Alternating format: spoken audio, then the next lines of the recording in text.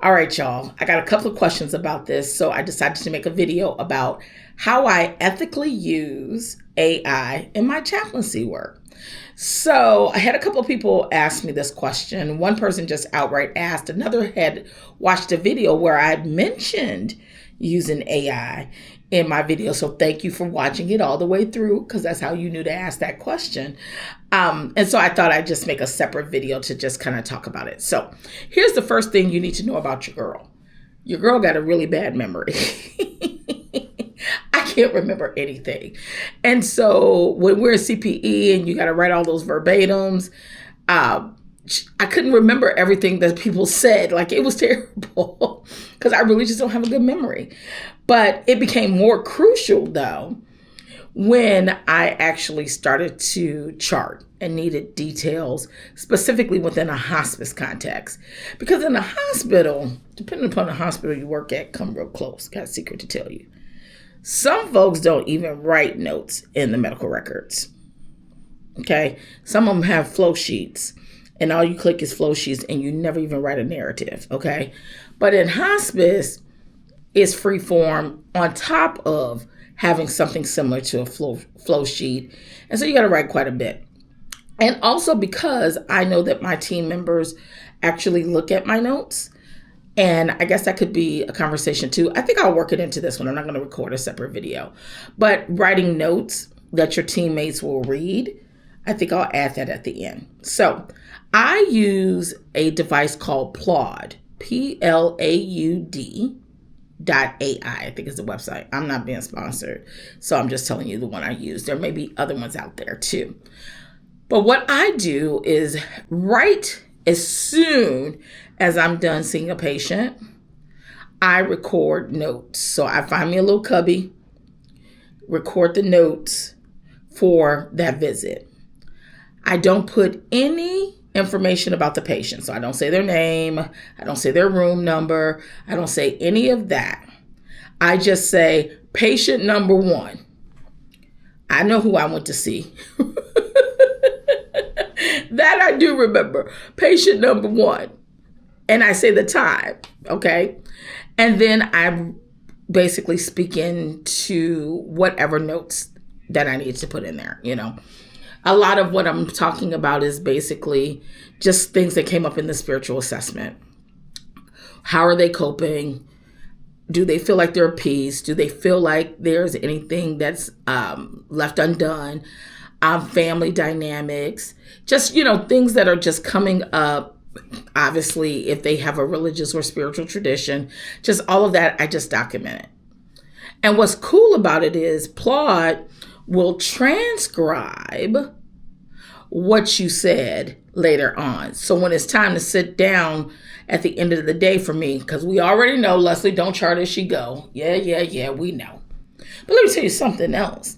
I have to chart twice. So before you get mad at me and tell me I should be charting as I go, I have to chart twice. Because I work GIP, because I work in the hospital with patients, I have to chart in Epic. And then I have to chart in my company system later on. Okay, give your girl a break. I'm charting everywhere. The transcript comes in handy when I'm at home and actually getting ready to put the notes in that I know my team are going to read. Okay, so get you some type of AI recorder. Like I said, I use Plaud, but I'm sure there's others. You could probably even use your phone. You know, I try not to carry a cell phone with me, though, when I'm on my patient encounters.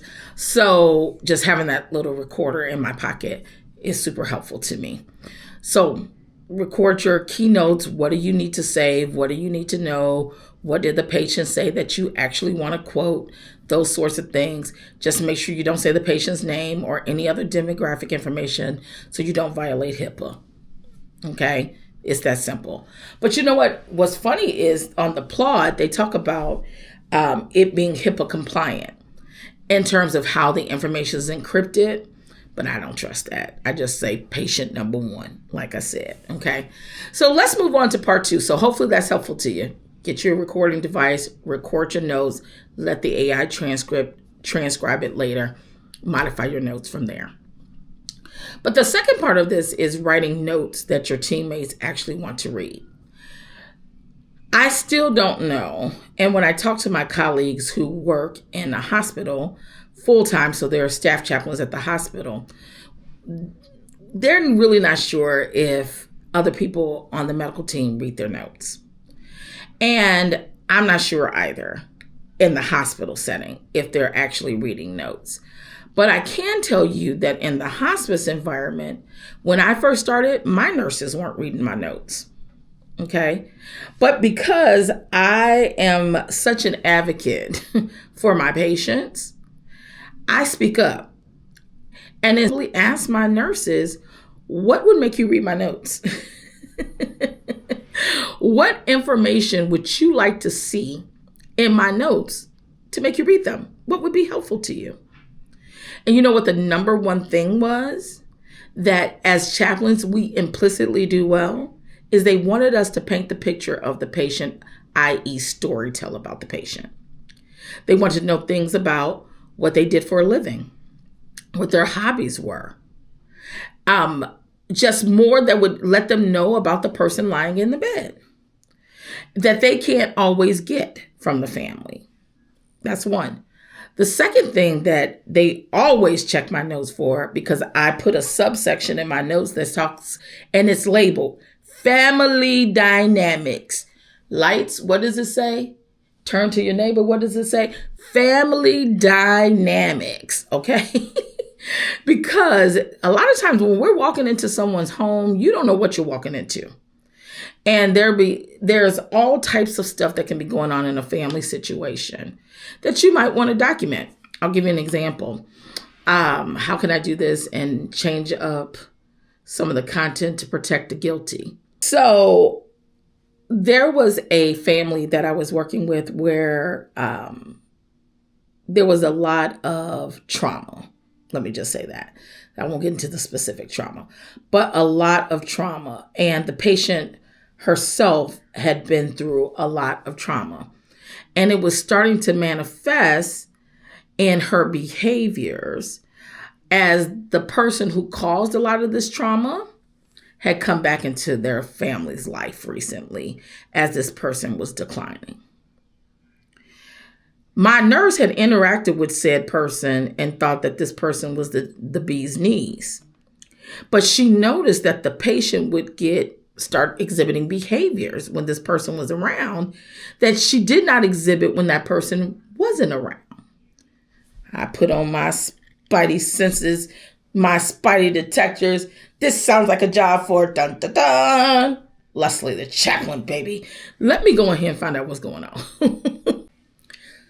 So once I went in and did my assessment, and when I do an assessment, and this is where nurses can't necessarily do this, not because they can't do it from a skill set standpoint, they can't do it from a time standpoint. So I was able to go in and observe said family member with the patient, but I also later was able to call other family members and get curious around the patient's behavior, family history, things that they may not even want to say in front of a patient, right? So this is a little tip. I'll give you a little bonus tip, especially if you're in hospice. Make sure you call other members in the family. If they're listed in that profile and you have their phone number, make sure you call them, because it'll give you a full picture of that family system and what's going on.